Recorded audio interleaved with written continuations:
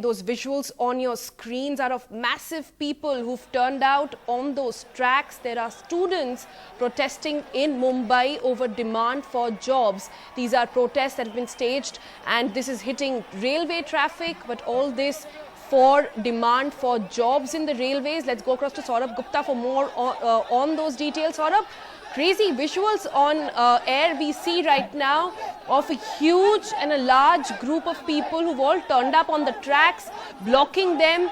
Their demand is for jobs in the railways, we are made to understand.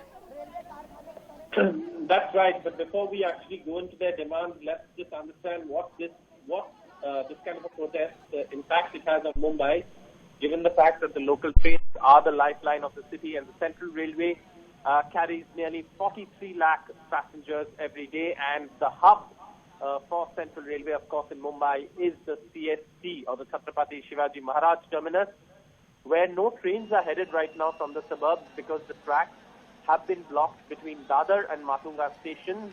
And what we know so far is that these protesters are demanding jobs in the railways. They say they've cleared the examination but have not got jobs.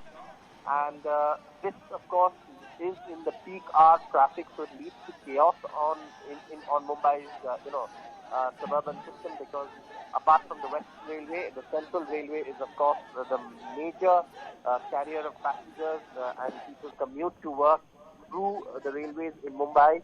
So obviously this leads to chaos actually in the peak hour when trains are blocked. You can see here in these pictures, obviously these students holding placards and blocking the tracks. These visuals are between Matunga and Dadar station on the Central Railway, and the tracks remain blocked at the moment, and obviously this does mean... Sort of very quickly, we understand this is disrupting traffic all over. If you could briefly tell us what exactly has compelled all these young people. I see all young people standing there on the tracks right now. What has compelled them to get on there?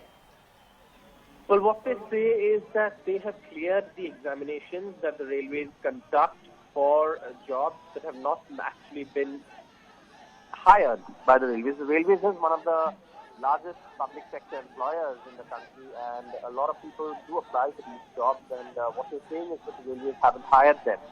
Obviously, there hasn't been any explanation from the railways on this count, but the larger impact of all of this is going to be on the city, because the city depends on the railways. It is the lifeline of Mumbai.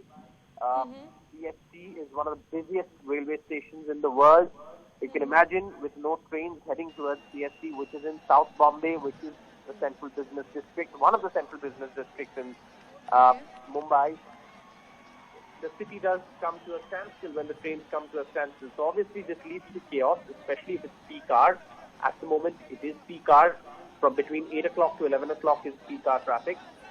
And what we're being told is several people have gotten off at Dadar and Matunga and other modes of transport.